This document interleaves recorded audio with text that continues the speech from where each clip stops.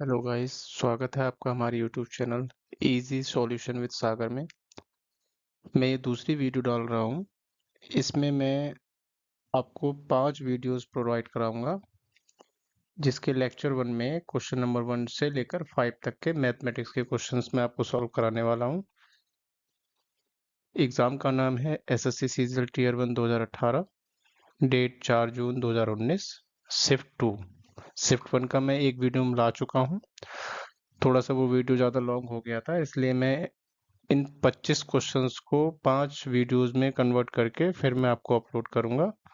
आप उसको जाकर देखिए। आपको कोई डाउट हो तो कमेंट सेक्शन में ज़रूर बताएं। चलिए स्टार्ट करते हैं। चलिए, ये आपका पहला क्वेश्चन है, इसको हम देखते हैं। ट्रिग्नोमेट्री का है, तो आपको दिया हुआ है कि sine theta -2 sine cube theta upon में 2 कॉस क्यू थीटा और माइनस कॉस थीटा, इसका होल स्क्वायर और +1। अच्छा, आप ये चीज देखो कि अगर हम चाहें तो इन दोनों में से केवल साइन थीटा कॉमन ले सकते हैं। आपका बचेगा 1 - 2 साइन स्क्वायर थीटा। नीचे से हम कॉमन क्या ले सकते हैं, सेम इसी तरीके से कॉस थीटा। ये बचेगा 2 कॉस स्क्वायर थीटा -1। ट्रिग्नोमेट्री के लिए फॉर्मूले का याद होना बहुत जरूरी है। आपने फॉर्मूला सुना होगा, इधर मैं लिख देता हूँ। कॉस 2 थीटा के दो फॉर्मूले होते हैं। एक होता है अगर कॉस के टर्म में हम लेते हैं तो होता है 2 कॉस स्क्वायर थीटा -1। अगर साइन के टर्म में लेते हैं तो होता है 1 - 2 साइन स्क्वायर थीटा। आप देखो ये दोनों कॉस 2 थीटा के इक्वल होते हैं, तो अगर हम इनकी जगह हम इस फॉर्मूले को अप्लाई करें तो ऊपर वाला भी कॉस 2 थीटा बन जाएगा और नीचे वाला भी कॉस 2 थीटा बन जाएगा। होल स्क्वायर +1, ये cancel. Sine theta upon cos theta क्या होता है, टेन थीटा।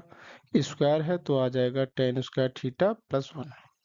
अब आप जानते हो कि 1 + tan square theta equal to क्या होता है, सेक स्क्वायर थीटा। ठीक है, ये दो फॉर्मूले हैं, आपको पता होने चाहिए। तो आंसर आया आपका सेक स्क्वायर थीटा। कौन सा आंसर होगा, पहला। चलिए नेक्स्ट क्वेश्चन पे पढ़ते हैं। चलिए नेक्स्ट क्वेश्चन है आपका परसेंटेज का क्वेश्चन है। पढ़ते हैं पहले इसको, देखते हैं। राजू की आय उसके व्यय से 20% अधिक है। यदि उसकी आय में 60% और उसके व्यय में 70% की वृद्धि होती है तो उसकी बचत कितने प्रतिशत बढ़ेगी या कम होगी। जब भी आपको सारी वैल्यूज परसेंटेज में दे रखी हैं तो आप हमेशा 100 मानकर करें।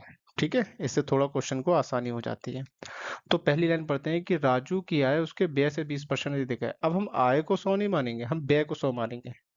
ठीक है ना। तो हमने इधर लिखा, अगर हमने व्यय राजू का 100 रुपये माना तो आय कितनी हो जाएगी, 120 हो जाएगी, 20% अधिक है। नेक्स्ट चीज में क्या है, यदि उसके आय में 60% की वृद्धि हो जाए। आय पहले कितनी थी, 120।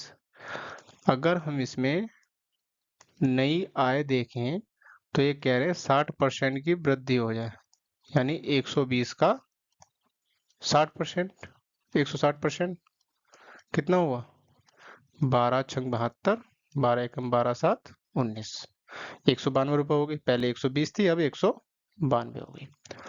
और कह रहे हैं उसके व्यय में 70% की वृद्धि हो जाए। ठीक है, इसमें व्यय कितना हो जाएगा, पहले 100 था, अब कितना हो जाएगा, 170। अच्छा एक चीज देखो, आप अगर इनका अंतर निकालेंगे, अगर मैं इनकी बचत निकालना चाहूं तो 20 रुपए आएगी। और अगर इन दोनों से बचत निकालना चालूं, यानी कि जाहिर सी बात है नई अगर बचत मुझे निकालनी है तो मुझे 192 माइनस 170 कितना हो जाएगा? 22 रुपए। पहले थी 20 रुपए, अब हो गई 22 रुपए। वृद्धि कितनी की हुई? पहली बात तो ये है कि हमें बढ़ेगी, आंसर बड़ी में आंसर होगा, यानी कि कम वाला एलिमिनेट कर दो। कितना हो जाएगा? 2। वृद्धि 2 की हुई। अगर परसेंटेज निकालनी है तो मल्टीप्लाई 100।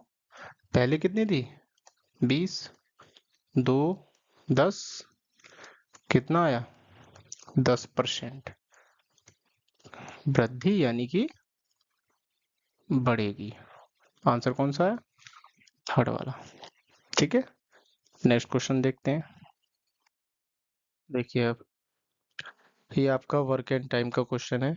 ये क्वेश्चन मैं पहले वाली वीडियो में भी करा चुका हूँ। ठीक है, जो शिफ्ट 1 में क्वेश्चन मैंने 25 क्वेश्चन कराए थे उसमें भी दे रखा था, बस अब इसमें वैल्यू चेंज हो गई है।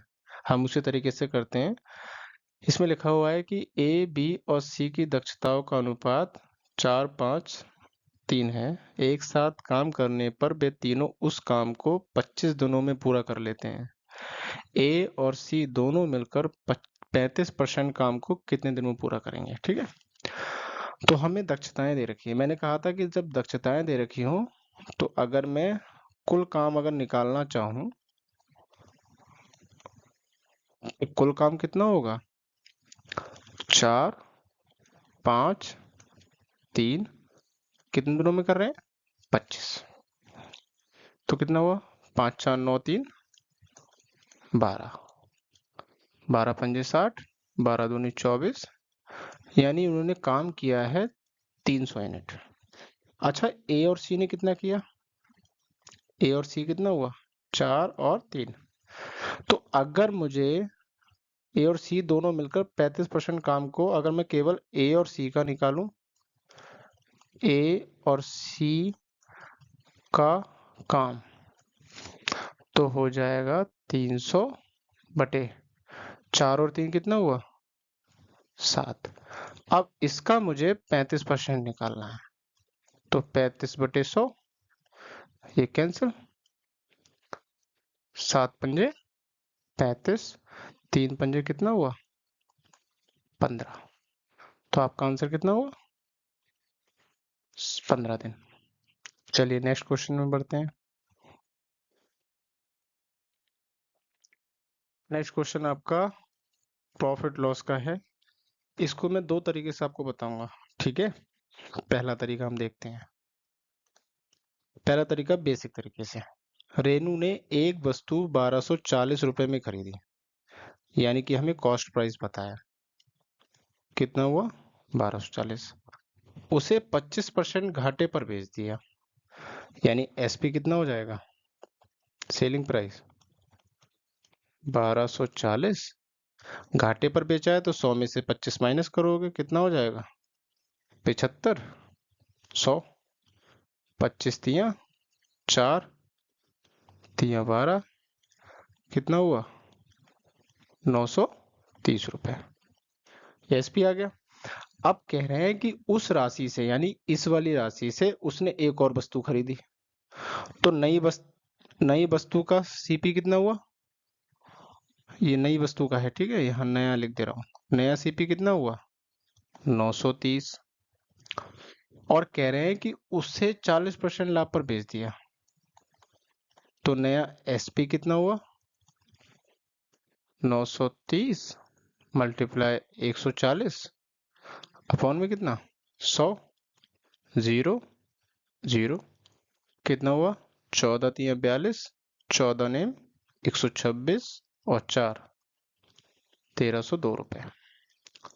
अच्छा, ये नया एसपी है, यानी कि अब तक उसने जो लास्ट में जो रुपए में बेचा किसी वस्तु को, वो 1302 रुपए में बेची, और शुरुआत में खरीदी कितने की थी? 1240। अगर मैं उसका प्रॉफिट देखूं, मुझे प्रॉफिट तो निकालना है, तो कितने रुपए का हो रहा है? 1302 माइनस 1240, कितना हुआ? 62। अगर मुझे इसका परसेंटेज निकालना है तो 62 मल्टीप्लाई 100 अपॉन में कितना? 1240। नीचे क्रयमूल होता है ना, ये कैंसिल, 62 दूनी 124 और 2 पंजे 10। तो उसे लाभ कितना हो रहा है? 5% का। अच्छा, मैं दूसरा फॉर्मूला भी बता दे रहा हूँ आपको, दूसरे तरीके से कैसे करेंगे। ठीक है, सेकंड मेथड। आपको दे रखा है, सीपी दे रखा है 1240। उसने पहले 25% घाटे पर बेचा और फिर 40% लाभ पर बेच दिया, तो कुल लाभ या हानि निकालना है। तो हमेशा ध्यान रखो, एक डायरेक्ट फॉर्मूला होता है, स्टार लगा दे रहा हूं मैं इस पर, कुल लाभ परसेंट या हानि परसेंट अगर आपको निकालनी है तो होता है पहला प्रॉफिट या लॉस परसेंट, प्लस दूसरा प्रॉफिट या लॉस परसेंट, और प्लस पहला और दूसरा अपॉन 100। यहाँ प्लस माइनस लगा लेना, वो इसलिए कि अगर प्रॉफिट है तो प्लस लोगे और अगर लॉस है तो माइनस लोगे। तो पहले क्या है? पहले लॉस है तो माइनस का 25, दूसरा प्रॉफिट है तो प्लस का 40। अब एक माइनस एक प्लस हो तो जाहिर सी बात है माइनस हो जाएगा।